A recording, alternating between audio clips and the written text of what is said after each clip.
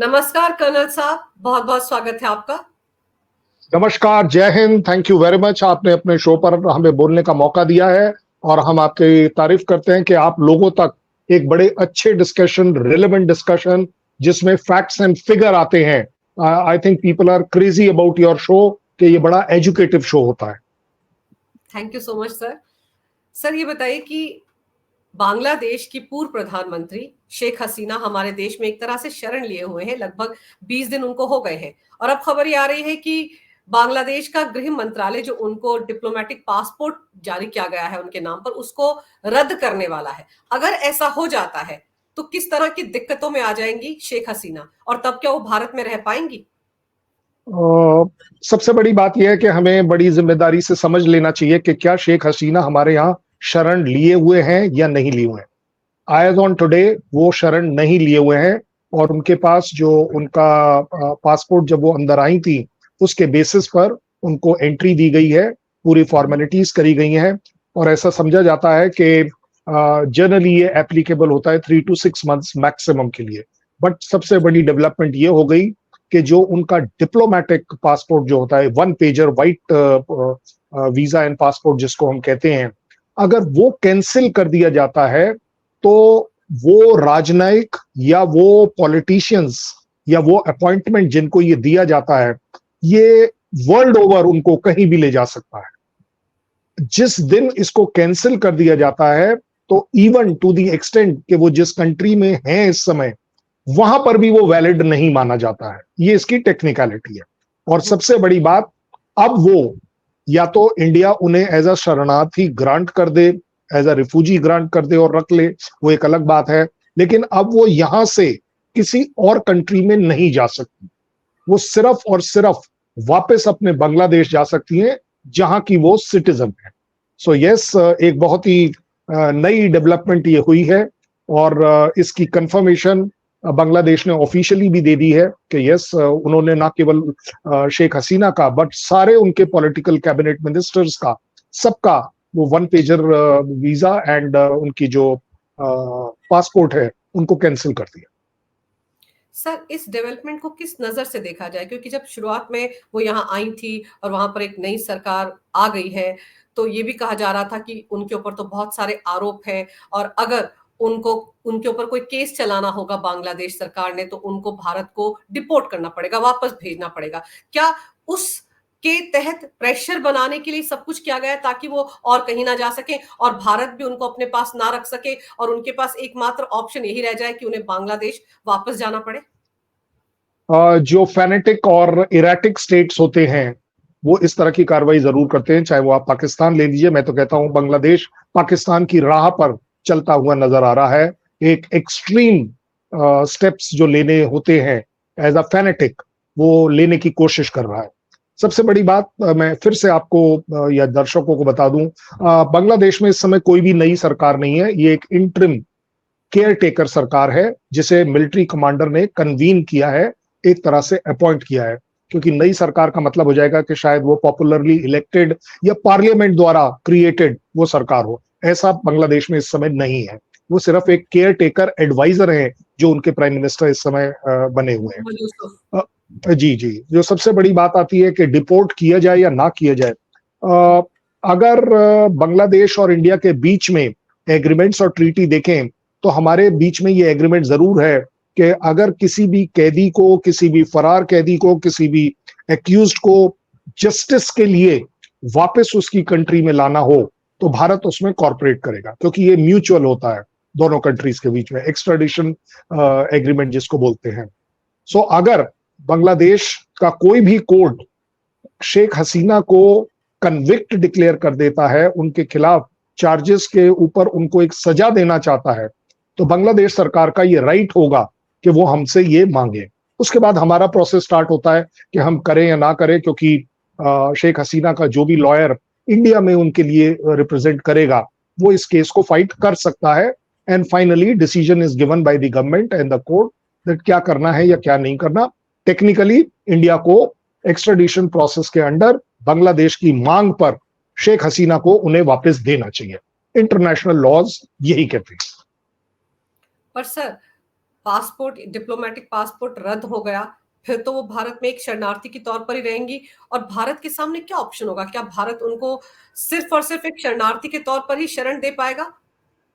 ओ या यस, फिर 100%। अगर अगर अगर भारतीय गवर्नमेंट किसी भी तरह से ये डिसाइड करती है कि वो टेक्निकल रीजंस की वजह से शेख हसीना किसी भी और कंट्री में नहीं जा सकती, जैसा कि उनका सोच था कि वो लंदन जाएंगी फिनलैंड। या फिनलैंड फिनलैंड हुँ, जाएंगी, दोनों में से जो भी जगह, क्योंकि वहां उनके घर के रिलेटिव्स हैं और दोनों ही ने एक तरीके से टेक्निकली ना कर दी है। और अब तो वो इम्पॉसिबल हो जाएगा कि जब आपके पास पासपोर्ट और वीजा है ही नहीं, फर्स्ट डे तो शायद आप निकल भी जाते, लेकिन हुँ, अब वो पॉसिबिलिटी भी आपकी खत्म हो गई है। इंडिया के पास सिर्फ दो ही ऑप्शन बचते हैं कि एक, वो इन्हें अपने पास एज अ गेस्ट रखती चली जाए। ऐसा नहीं है कि पहली बार हो रहा है, बट पिछले बार जब वो 5 साल रही थी तो उनका वीजा और पासपोर्ट रिवोक नहीं किया गया था, तो हुँ। उस टेक्निकलिटी की वजह से उनका रहना उस समय बिल्कुल जायज था। बट ऐसा नॉर्म, एक अनरिटन नॉर्म वर्ल्ड में चलता है कि आप कई लोगों को रिफ्यूजी स्टेटस अगर देते हैं तो उसके तहत आप उनको रख सकते हैं। दूसरा ऑप्शन बड़ा सीधा है कि अगर बांग्लादेश गवर्नमेंट और उसके कोर्ट शेख हसीना को कन्विक्ट करते हैं और एक्स्ट्राडिशन प्रोसेस के अंडर उनकी मांग होती है कि शेख हसीना को वापस बांग्लादेश लाया जाए और वो जस्टिस को फेस करे और अपना केस लड़े, और कोई भी अगर उन्हें सजा होती है तो वो बांग्लादेश का इंटरनल मामला होगा। यही दो चॉइस है as far as India is concern. पर सर उनका बेटा जो अमेरिका में रहता है वो तो बहुत पहले ही क्लियर कर चुका है कि वो कभी भी किसी भी हाल में बांग्लादेश वापस नहीं जाना चाहेंगी। नहीं, वो गलत हो गया, क्योंकि जिसको बोलते हैं ना, ही हैज नो राइट और बिजनेस टू से एनीथिंग।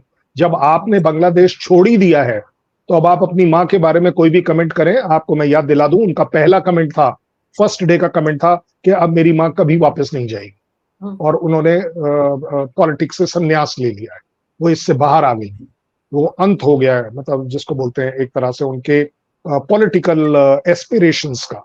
उसके ही 2, 3 या 4 दिन बाद उसी बंदे का स्टेटमेंट आ जाता है कि वो तो वहां वापस जाएंगी। ऐसे जिसको बोलते हैं ना, मैं इनको बोलता हूँ रेड टेपिज्म वाले ब्यूरोक्रेट, ये श्रीमान जी उस कैटेगरी के हैं कि जब जो मन में आया बोल दिया। मुझे लगता है उनके बेटे का उतना ज्यादा हक नहीं बनता जितना कि ट्रांसपेरेंटली, जिम्मेदारी के साथ शेख हसीना का बनता है कि वो अपना फ्यूचर डिक्लेयर करें कि वो किस तरफ जाना पसंद करेंगी। क्या वो वापस पॉलिटिक्स में जाएंगी, नहीं जाएंगी, बांग्लादेश में जाएंगी या नहीं जाएंगी। क्योंकि अब तक जो उनका डिसीजन बांग्लादेश छोड़ने का था, वो उनको आर्मी ने एडवाइज इसलिए किया था कि कहीं शेख मुजीबर वाला केस उनके साथ ना हो जाए कि 18 मेंबर्स ऑफ द फैमिली को एग्जीक्यूट कर दिया गया था पिछले बार। इस बार भी हम देख रहे थे कि जिस तरीके से शेख मुजीबर की जो मूर्ति है उसको भी गिराया गया था, उसको भी तोड़ा जा रहा था, और एक क्लैरिटी के साथ सिचुएशन बन रही थी कि hatred is very very personal against the Mujibur Rahman family, and in this case specifically Sheikh Hasina के खिलाफ एक एक्सट्रीम हेट्रेड दिख रही थी, जिसकी वजह से उनकी आर्मी ने, उनके एडवाइजर्स ने उनको जल्दी से जल्दी 45 मिनट के अंदर देश छोड़ने के लिए एक तरह से मैं कहूंगा मजबूर किया। सर मौजूदा हालात जो बने हुए हैं बांग्लादेश में, उसमें हम सब जानते हैं कि वहाँ हिंदुओं के खिलाफ क्या हो रहा है। अब तो सरकारी नौकरियों से उनको निकाला जा रहा है, उनसे रेजिग्नेशन जबरदस्ती लिए जा रहे हैं और पाकिस्तान की राह पर ही बांग्लादेश फिलहाल जाता हुआ दिख रहा है। हालांकि हमारे प्रधानमंत्री को वहाँ के जो केयर टेकर एडवाइजर हैं या प्रधानमंत्री हैं मोहम्मद यूसुफ, उन्होंने फोन भी किया था और कहा था कि वो ध्यान रख रहे हैं माइनॉरिटीज का वहां पर आपको लगता है कि जो अभी हालात बने हुए हैं, और पिछले दिनों ये खबरें भी आई थी कि बांग्लादेश के साथ जो वेस्ट बंगाल का बॉर्डर है वहां पर भी भारत ने अपनी तरफ फेंसिंग करने की कोशिश की, तो वहां के आर्मी ने उस पर बड़ा ऐतराज जताया था। आपको लगता है कि हमारे रिश्ते पहले जैसे सौहार्दपूर्ण बने रह पाएंगे जब तक कि शेख हसीना भारत में रहती हैं? अगर ओवरऑल सिचुएशन पिछले 50-60 साल की देखी जाए तो यस, हमारे relation bye and large Bangladesh के साथ ठीक रहे हैं। बहुत ज्यादा अच्छे या अच्छे रिलेशन सिर्फ पिछले 15-20 साल के थे, जहां शेख हसीना का एक कहा जाता है कि एक बड़ा रोल था, क्योंकि वो अपनी गवर्नमेंट में इन्फ्लुएंशियल थी, अपने कंट्री में एक स्टेबल सरकार दे रही थी, और इंडिया के साथ अच्छे रिलेशन रखकर उसके बेनिफिट्स को वो इंजॉय कर रही थी, अपने लिए नहीं, अपने देश के लिए। जिस तरीके से ट्रेड में, जिस तरीके से पॉलिटिकल स्टेबिलिटी में, ओवरऑल इंफ्रास्ट्रक्चर इंप्रूवमेंट में बांग्लादेश ने काफी हद तक बहुत अच्छा किया है, टू द एक्सटेंट कि उनकी इकोनॉमी का ग्रोथ जो था वो इंडिया और पाकिस्तान दोनों से बेटर था। ये पिछले 2 ही साल से हम देख रहे हैं कि थोड़ा सा वो टर्बुलेंट हो गया था, बट बाय एंड लार्ज अगर थोड़ा लंबाई में पीछे जाए तो उन्होंने वो सारे फायदे जो as a good neighbour India से वो अर्न कर सकती थी, वो उन्होंने अर्न किए हैं, इसमें कोई डाउट नहीं होना चाहिए। बट यस, अब जब बात आती है रिलेशंस के बीच में, स्टार्टिंग फ्रॉम द डे कि जिस दिन शेख हसीना आई है, उस दिन से इंडिया और बांग्लादेश के बीच का ट्रेड एक तरह से ग्राइंडिंग हॉल्ट पर आ गया है। और वो ट्रेड सिर्फ हमारे साथ ही नहीं, किसी के भी साथ आप बात कर ली, पोर्ट्स के ऊपर सामान पड़ा हुआ है, बॉर्डर के ऊपर सामान पड़ा हुआ है। एक वो सिचुएशन अनसर्टेनिटी की आ गई है कि जो वो सामान अगर कंज्यूमेबल्स है तो वो पड़े पड़े खराब हो जाएगा, सड़ जाएगा। जो बाकी चीजें अगर उन्हें जल्दी से जल्दी रिट्रीव नहीं किया गया, जैसे अगर हमारे उनके बीच में कपड़े का एक बहुत बड़ा बिजनेस चलता है, अप्रैल इंडस्ट्री हमारी बहुत इंप्रूव चल रही है उनके साथ, बट अगर इस बारिश के सीजन में ये चलता रहा तो एक तरीके का बड़ा हैवी नुकसान दोनों साइड को हो सकता है। बट फिर भी बड़ी जिम्मेदारी से कहूंगा कि ये नुकसान शायद इंडिया तो सह जाए अपनी इकोनॉमी को देखते हुए, बांग्लादेश को सहना अपने आप में मुश्किल होगा। ये वो वाली बात है कि अगर 1 रुपया की वैल्यू क्या है, ये तो उस आदमी से पूछिए जो 2 दिन से भूखा है। इस समय बांग्लादेश को उस 1 रुपए की जरूरत है, हर रुपए की जरूरत है, हर पैसे की रिस्पेक्ट करना जरूरी है, क्योंकि जिस दुविधा में वो इस समय फंसा हुआ है कि अगर वो फेनेटिज्म को रोकना चाहता है, एक्सट्रीम मुस्लिम जो फेनेटिक्स हैं उनसे अगर लड़ना चाहता है, तो उसके पास एक स्टेबल इकोनॉमी, एक स्टेबल सोसाइटी और एक स्टेबल पॉलिटिकल गवर्नेंस के साथ साथ एक असर्टिव आर्मी होना जरूरी है। इस पूरे के बीच में जो सबसे बड़ा वीकलिंग इस समय मुझे दिख रहा है वो है आर्मी का रोल, जो एक तरीके से मूक दर्शक बनी बैठी हुई है कि ना इस तरफ कुछ करना है ना उस तरफ से कुछ करना है। जहां तक हिंदूज के अटैक की बात है, हिंदूज पर अटैक क्लैरिटी के साथ गवर्नमेंट ऑर्गेनाइज्ड नहीं है, ये मेरा अपना आकलन है। मुझे लगता है कि गवर्नमेंट जो है वो एक तरह से हाईजैक हो गई है, रैंसम के तौर पर चल रही है कि अगर किसी ने कुछ किया इन आंदोलनकारियों के खिलाफ तो कहीं इन्हीं का तख्ता ना पलट हो जाए। जैसा कि बीच में अभी चल भी रहा था कि शेख हसीना में रिटर्न बैक बिकॉज यूनुस साहब जो हैं उनके भी खिलाफ काफी कुछ बातें चलनी शुरू हो गई थी। सो मुझे लगता है वहां पर एक पॉलिटिकल एस्पिरेशंस की वजह से आप थोड़ा वीक पड़ जाते हैं और आप वो जो एट्रोसिटीज हो रही हैं वो अपने आप आगे होने देते हैं। वैसे भी आपको बता दूं, ऐसा नहीं है कि सिर्फ पिछले 2 महीने में ही हमारे ऊपर अटैक हो रहे हैं, हमारे का मतलब हिंदूज पर, बांग्लादेशी हिंदूज पर अटैक हो रहे हैं। अगर आप ओवरऑल देखें 33% से 12-14% तक अगर वो पॉपुलेशन सिकुड़ कर हुई है तो उसका कोई ना कोई रीजन रहा होगा। दैट मीन्स सीधा सीधा कि उनको गायब किया गया, उनको कन्वर्ट कराया गया, क्या कराया गया क्या नहीं कराया। बट बॉटम लाइन है जो जिसको बोलते हैं आंकड़ों के बेसिस पर ही आप डिसीजंस ले पाते हैं कि क्या आपका क्लेम कि हिंदुओं के ऊपर कायराना अटैक और उनके ऊपर ज्यादती हो रही है या नहीं, ये फिगर जरूर बताता है कि सिस्टमैटिकली हमेशा से हो रही, इसमें कोई डाउट नहीं होना चाहिए। हम सिर्फ पाकिस्तान को ब्लेम करें कि वहां 2% रह गई है, उससे कम रह गई है, इसी बेसिस पर हम बांग्लादेश का भी आकलन सही कर सकते हैं कि कम वहां भी हुई है और काफी हद तक कम हुई है, काफी हद तक डैमेज हुआ है। इस पर्टिकुलर प्रोसेस में मुझे नहीं मालूम कि क्या कत्ले आम हुआ है या नहीं। मुझे लगता है शायद सब कुछ हुआ है सिवाय एक जिसको बोलते हैं ना टोटल कत्लेआम, शायद वो वाली सिचुएशन अभी तक नहीं आई है, जिसके वजह से आप देख रहे हैं कि हिंदूज वहां के इकट्ठे होकर प्रोटेस्ट कर रहे हैं। हिंदू कम्युनिटी अपने आप को इकट्ठा कर कर सड़कों पर हजारों की संख्या में आकर प्रोटेस्ट कर पा रही है। मुझे लगता है ये सबसे अच्छी बात हुई है कि बांग्लादेश में हिंदूज सिर्फ ये नहीं देख रहे कि क्या हम पलायन करें या ना करें। मुझे लगता है उनके अंदर ये जज्बा अभी भी बचा हुआ है कि अगर हम बांग्लादेशी हिंदू हैं तो इस जमीन पर हमारा भी उतना ही अधिकार है जितना किसी और मुस्लिम बांग्लादेशी को होगा। So that is the only good hope कि जिसके बेसिस पर मैं समझता हूं कि इंडिया को कोई ऐसा एक्सट्रीम स्टेप नहीं लेना पड़ेगा कि जहां बातें चल रही हैं कि टेक ओवर कर लो, अटैक कर दो, वॉर कर दो, ये सब मुझे नहीं लगता होगा। बट यस, मेरा अपना सोच विचार है कि अगर इंडियन आर्मी के डीजीएमओ अगर बांग्लादेश आर्मी के चीफ से बात करें या चीफ टू चीफ बात हो, तो इससे रिलेटेड एकदम एकदम से आप देखेंगे जमीन आसमान का फर्क आ जाएगा। जिस दिन बांग्लादेश आर्मी ने ये डिक्लेयर कर दिया कि no more attacks on any minority, अपने आप में ये एक बहुत बड़ी अचीवमेंट हो सकती है बांग्लादेश के लिए भी, क्योंकि अगर वो 1 करोड़ से 1.5 करोड़ हिंदूज किसी भी वजह से डिस्टर्ब होकर बाहर आने की कोशिश करेंगे, दैट इज इंडिया की तरफ आने की कोशिश करेंगे, तो जरूरी बात है कि ये सिर्फ 1.5 करोड़ नहीं होंगे, इसके साथ काफी सारे वो मुसलमान भी होंगे जो वहां पर अपने आप को इनसिक्योर देखते हैं, वो फैनेटिज्म से अलग रहना चाहते हैं। तो मुझे लगता है 3 से 5 करोड़ लोग अगर इंडिया की तरफ आते हैं तो जायज बात है कि ये अपने आप में दोनों ही कंट्रीज के लिए ठीक नहीं होगा। जहां तक अभी तक बांग्लादेश आर्मी का सवाल है, जो फेंसिंग से रिलेटेड प्रोटेस्ट करती आ रही है, डिस्करेज करती आ रही है, एग्री नहीं कर रही है कि फेंसिंग होनी चाहिए, उसका सबसे बड़ा रीजन है स्मगलिंग। एक दूसरा, जिस तरीके से अभी आप देख रहे हैं कि उन्होंने बीडीआर जिसको बोलते हैं border Bangladesh defence forces rangers, वो अपने आप को पोस्ट छोड़कर चले गए सो दैट पब्लिक अपने आप कहीं को भी चल पड़े। अगर इस समय बीएसएफ उन जगहों पर ना हो तो आप पाएंगे कि हजारों की संख्या में लोग उस साइड वेट कर रहे हैं, चाहे वो रिवर के उस साइड बोल लीजिए, चाहे त्रिपुरा में बॉर्डर फेंसिंग के उस साइड वेट कर लीजिए। और फेंसिंग हमारे उनके बीच में काफी जगह है, बट मैं ये जिम्मेदारी से कहता हूं काफी जगह नहीं भी है जहां यू कैन वॉक थ्रू। सो अपने आप में एक बड़ी डायनेमिक सिचुएशन है।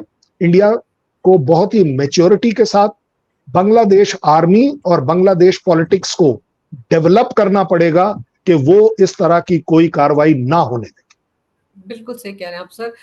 बहुत मैच्योरिटी के साथ हमारा देश बांग्लादेश के साथ जो अपने इस वक्त रिलेशन है उनको हैंडल कर रहा है। और दूसरी तरफ सर अगर हम पीएम मोदी की बात करें तो आप देखिए वो यूक्रेन जो कि जिसका कि वॉर चल रहा है रशिया के साथ, वॉर जोन में पीएम मोदी गए, कीव गए, तो वो अपने आप में एक बहुत चैलेंजिंग था।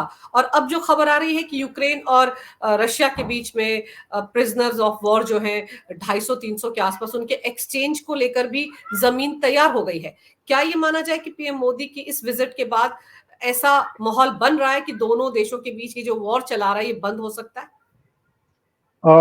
हालांकि मैं यूक्रेन का पर्सनली कोई बहुत तगड़ा फैन नहीं हूं।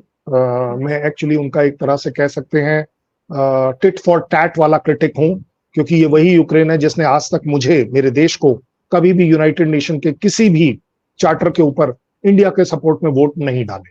लेकिन मैं इसका मतलब नहीं चाहता कि उसको हम बदला लें या कुछ करें, वो एक अलग बात है। मैं यूक्रेन के प्रेसिडेंट का भी उतना ही बड़ा क्रिटिक हूं, और टू दी एक्सटेंड मैं कहने को तैयार हूं कि मैं हेटर हूं उस प्रेसिडेंट का जिसने हमारे प्राइम मिनिस्टर के मॉस्को विजिट के ऊपर बड़ी गंदी और भद्दी टिप्पणियां करी हैं, बहुत ही इररिस्पॉन्सिबल करी हैं, जिसको मैं बोलता हूं।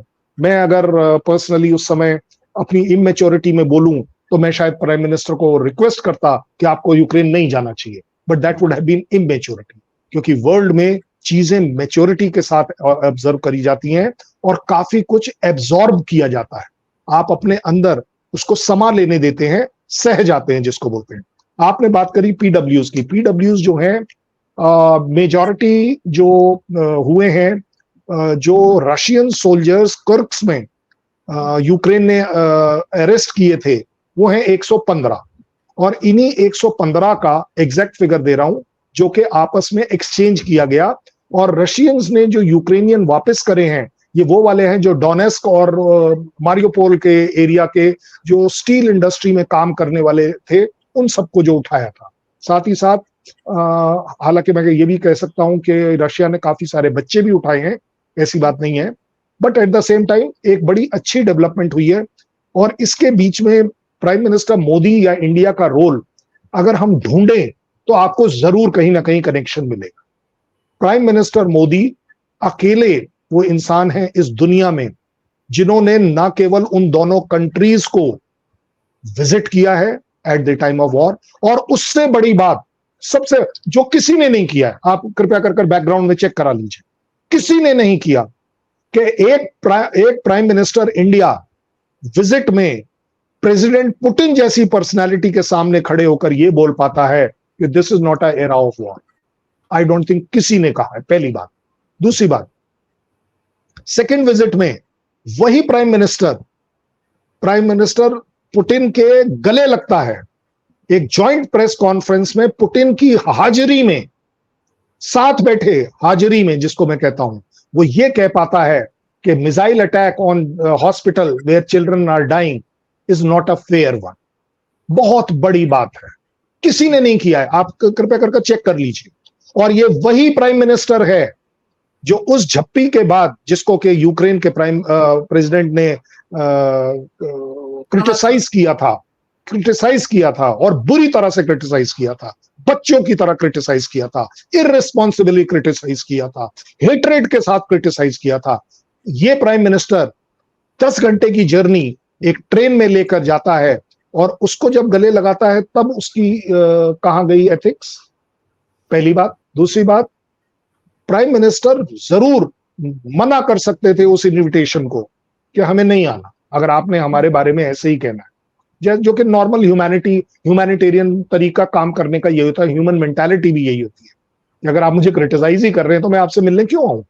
हम कर सकते थे, लेकिन ये प्राइम मिनिस्टर का बड़प्पन है, ये एक एब्जॉर्बिंग पावर है, ये इसी को बोलते हैं statesmanship and leadership for world, not for the country, for the world.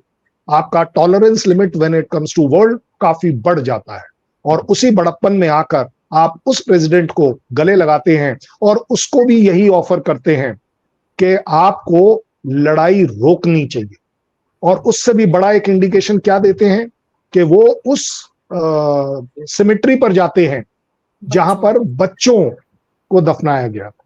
ये बड़ा इमोशनल जेस्चर है, ये बड़ा कैरेक्टर को दिखाने वाला जेस्चर है।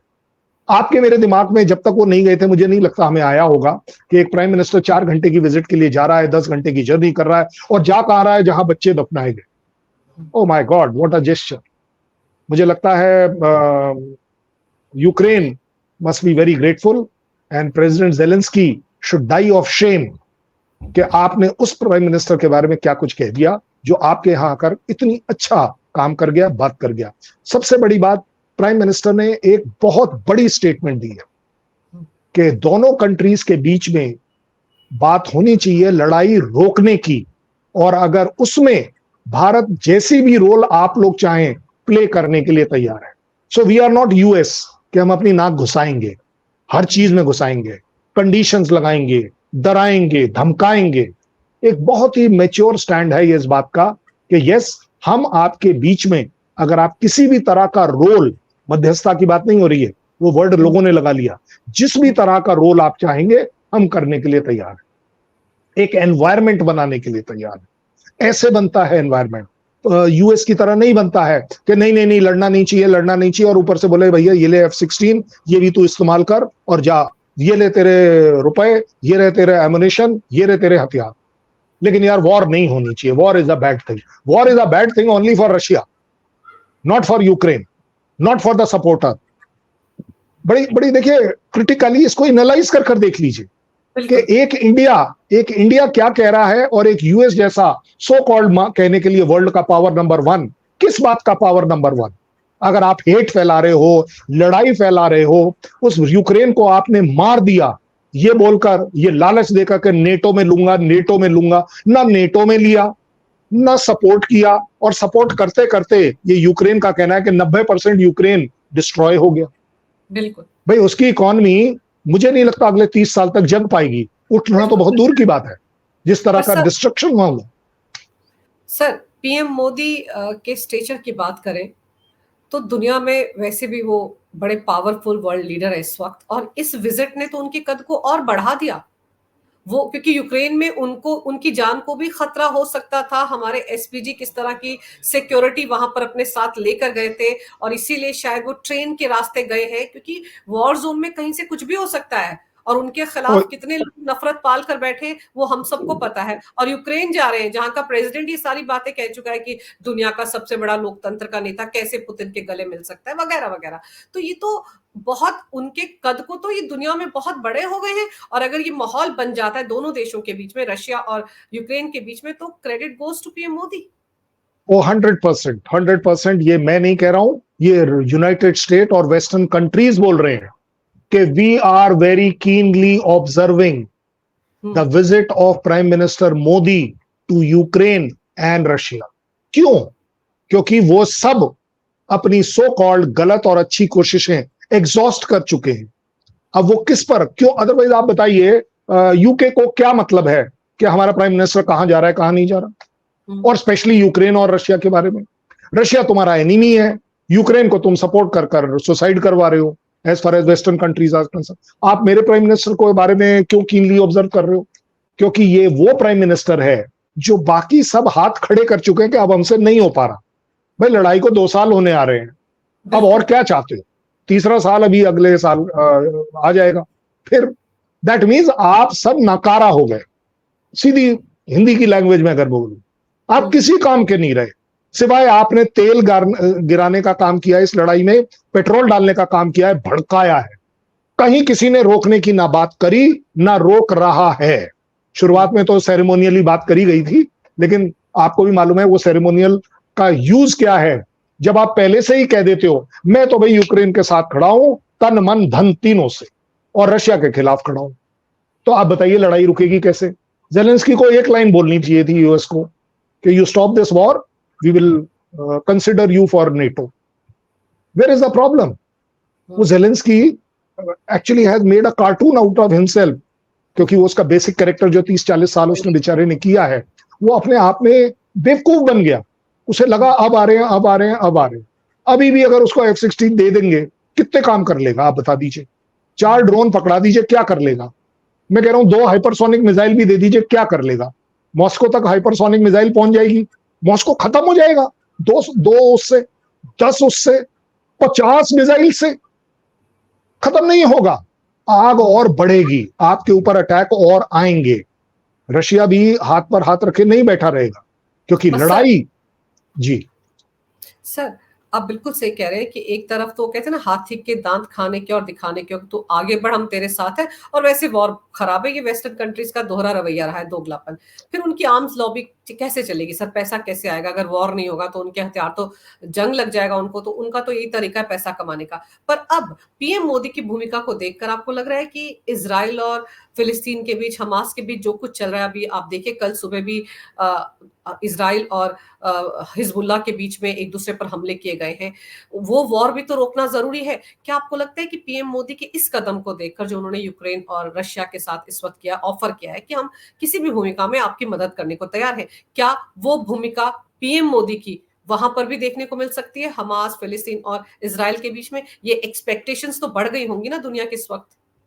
सबसे बड़ी बात जो प्राइम मिनिस्टर मोदी ने as a Indian prime minister किया है, उसने एक एनवायरनमेंट क्रिएट कर कर एक ब्रिज ऑफर किया है जो वो 2 कंट्रीज आपस में खुद ले, that is Ukraine and Russia.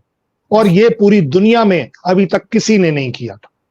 Piece की बात करना आसान है, पीस के लिए डेवलप करना और उसके लिए एक एनवायरनमेंट बनाकर देना। कौन है हमारे एक वर्ल्ड का लीडर जो दोनों कंट्रीज में गया हो और दोनों कंट्री में जाकर उसने ये ऑफर किया हो कि जी दोनों के दोनों पैसिफाई हो जाइए, रोकिए? ये रोकने की ड्रिल सिर्फ प्राइम मिनिस्टर ने करी। आपने एक बच्ची याद करी कि यूक्रेन को बोला आगे बढ़, हम तुम्हारे साथ हैं। यूएस की पॉलिसी है, हम सिर्फ तुम्हारे साथ हैं, हम तुम्हारी जगह या तुम्हारे साथ खड़े नहीं होंगे, बूट्स ऑन ग्राउंड नहीं आएंगे, हम सिर्फ आपके साथ हैं और कुछ नहीं है। आपको क्या लग रहा है ये जितने हथियार दिए जा रहे हैं फ्री में दिए जा रहे हैं? ये सब पैसा लिया जाएगा एट अ पर्टिकुलर टाइम। ये सब लोन्स हैं, उस कंट्री को आप डेब्ट ट्रैप में डाल रहे हो। वहां से बात आती है कि क्या जो सवाल हर जगह बात करी भी जा रही है, इंक्लूडिंग इंडियन पॉलिटिक्स भी इस पर बात करने लगा है अनफॉर्चुनेटली, जबकि उनको नहीं करना चाहिए। सबसे बड़ी बात आती है Ukraine, not Ukraine, that is Israel and Palestine. एक as a Indian no credit debit सच्चाई, पैलेस्टीन को रिकॉग्नाइज करने वाले कुछ पहले कंट्रीज में इंडिया पहला था। आपको आज मैं पिक्चर्स याद दिला दूं, मुझे आज भी मेरे आंखों के सामने घूमती है। यासर अराफात और इंदिरा गांधी का जो बॉन हॉमी था वो एक अलग बॉन हॉमी था।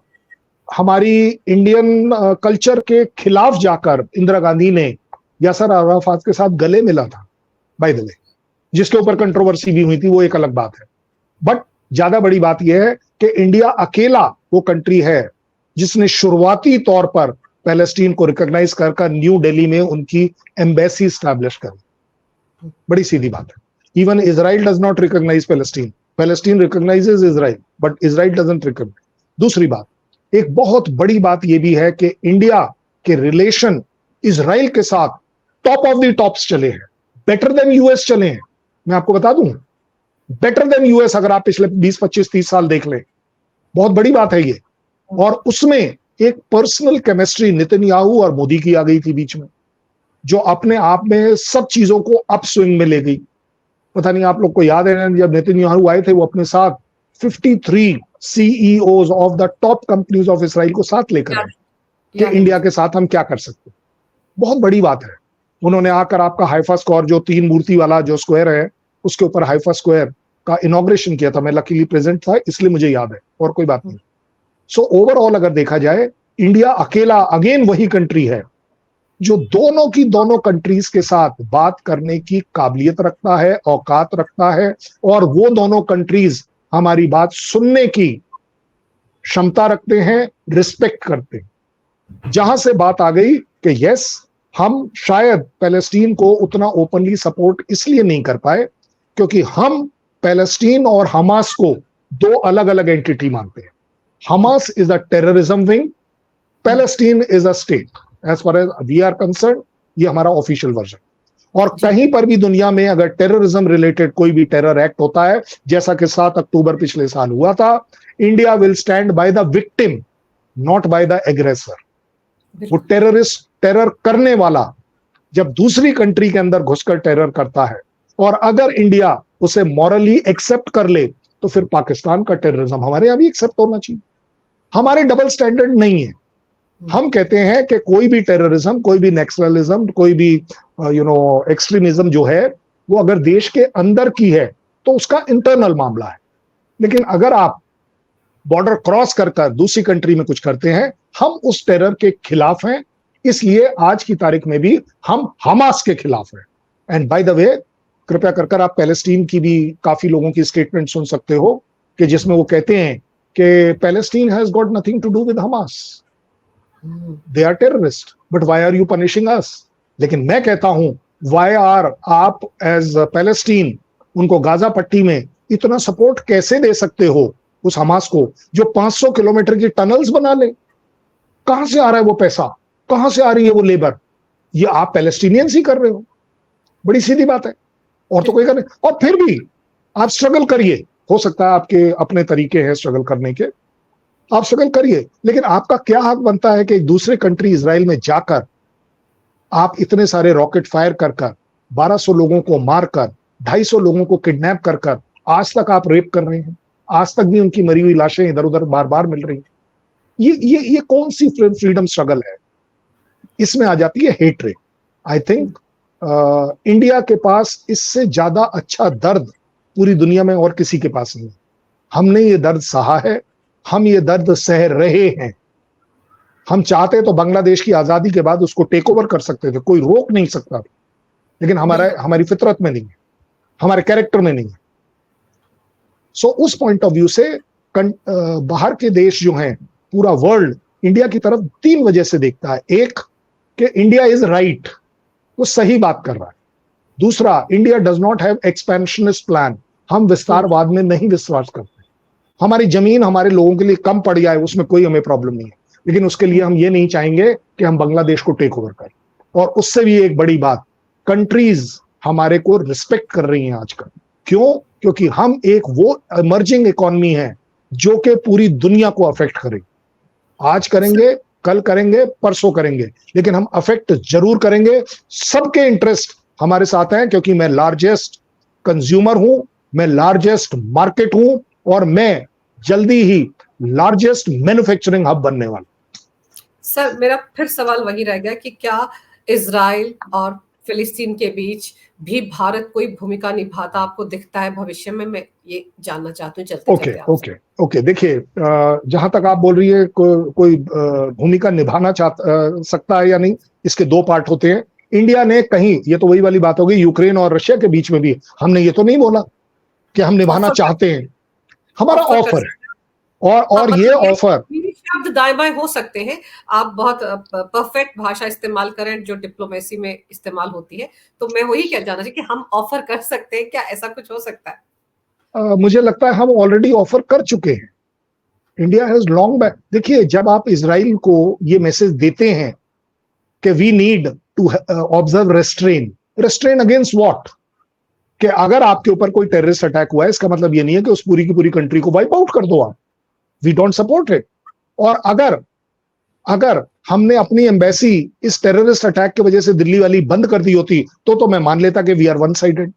Yes, India is very keen, लेकिन वही वाली बात है कि जब बड़े लोग अपने आप को क्लेम करते हैं यूएस जैसे कि हम कर रहे हैं ना सॉल्व, चलिए जी आप कर लीजिए, मैं अपने आप को आपसे बड़ा नहीं दिखाना चाहता।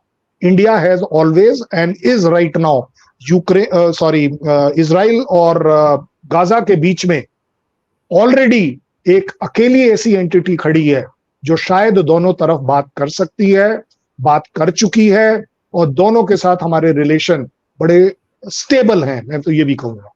सो उस पॉइंट ऑफ व्यू से it is up to Gaza and it is up to Israel कि वो हमें इस्तेमाल करेंगे या नहीं, क्योंकि हमारी पॉलिसी इंटरफेरेंस की नहीं है। इस वजह से अभी तक हमने कहीं भी दोनों ही जगहों पर ऑफर करा है, एनवायरमेंट की बात करी है, बाकी आपके ऊपर है आप हमें इस्तेमाल करना चाहते हैं या नहीं। क्यों? क्योंकि अदरवाइज हमें मालूम है द फेमस 5 इन यूएन, फिर उन्हें बुरा लग जाता है कि भाई इंडिया कैसे। ये सारी तकलीफें जो इंडिया को हो रही हैं ये उन सो कॉल्ड सुपर पावर्स की वजह से है कि they are not able to digest it, कि आप इतनी तेजी से आगे बढ़ रहे हैं। जिस इकोनॉमी को आपने बोला था 10 साल बाद हम कहीं ऊपर लेकर आएंगे 5th लार्जेस्ट के तौर पर, वो बड़ी जल्दी से 4-5 साल में ही आ गई। तो ये सारी चीजें देखते हुए मैं जरूर जिम्मेदारी से कह सकता हूं हम ये ऑफर कर सकते हैं, हमारे में कैपेसिटी है, कैपेबिलिटी है, लेकिन हमने ये दोनों उन कंट्रीज पे छोड़ा हुआ है, गाजा और इजराइल के ऊपर, कि आप हमें किस तरह से इस्तेमाल करते हैं। बिल्कुल सर, और मुझे ऐसा लगता है कि एक्सपेक्टेशंस तो बढ़ ही गई हैं जो कुछ यूक्रेन और रशिया के बीच अब हो रहा है पीएम मोदी की विजिट के बाद, और प्रधानमंत्री का कद जो है वो वर्ल्ड लीडर्स की कतार में सबसे ऊपर तो हमको दिख ही रहा है, और इस दौरे ने तो ये भी साबित कर दिया है कि वो कितनी हिम्मत के साथ, कितने चैलेंज के साथ, कितने सिक्योरिटी थ्रेट्स के बीच में भी वॉर जोन में गए हैं, जो दुनिया के किसी भी प्रेसिडेंट प्राइम मिनिस्टर ने आज तक नहीं किया, वो पीएम मोदी ने किया है। इसलिए सबसे बड़ी बात जो आजकल डिस्प्यूट में चल रही है कि क्या हम नॉन अलाइंड हैं या नहीं है, मैं कहता हूं वी आर एब्सोल्युटली अलाइंड। हम पूरी तरह से एक साइड ले रहे हैं, पूरे वर्ल्ड देख रहा है हमारे को, और हम ले रहे हैं वो 2 साइड। एक, इंडिया फर्स्ट, हम वो करेंगे, हम उस जगह अलाइन होंगे जो हमारी कंट्री को बेनिफिट करता है, हमारे मॉरल वैल्यूज को, हमारे कैरेक्टर को बेनिफिट करता है, उसके हिसाब से हम अलाइन हो रहे हैं। दूसरा, मानवता के लिए हम किसी भी हद तक जा सकते हैं अपने आप को अलाइन करने के लिए, क्योंकि हमारी अलाइनमेंट मानवता और इंडिया फर्स्ट की तरफ। बिल्कुल, और हमारी मानवता जो आप कह रहे हैं ना, हमारे जो अलाइनमेंट है वो मानवता की तरफ है, उसी की झलक पीएम मोदी ने दिखाई जब वो उस सिमेट्री में गए जहां मासूम बच्चों को उस हमले के बाद रखा गया, हमेशा के लिए वो नींद में सो गए। तो पीएम मोदी वहां गए तो वो बात सबको, सबसे बड़ा मैसेज वहीं से चला गया कि भारत किस तरफ खड़ा है। भारत किसी तरफ है, लेकिन इस तरफ है जो मानवता के साथ है। सर, इस विषय पर विस्तार से जानकारी आपने मेरे दर्शकों को दी, आपने मेरे लिए समय निकाला, इसके लिए आपका बहुत बहुत धन्यवाद। नमस्कार, भारत माता की जय हो और जय हिंद। जय Hind, thank you very much.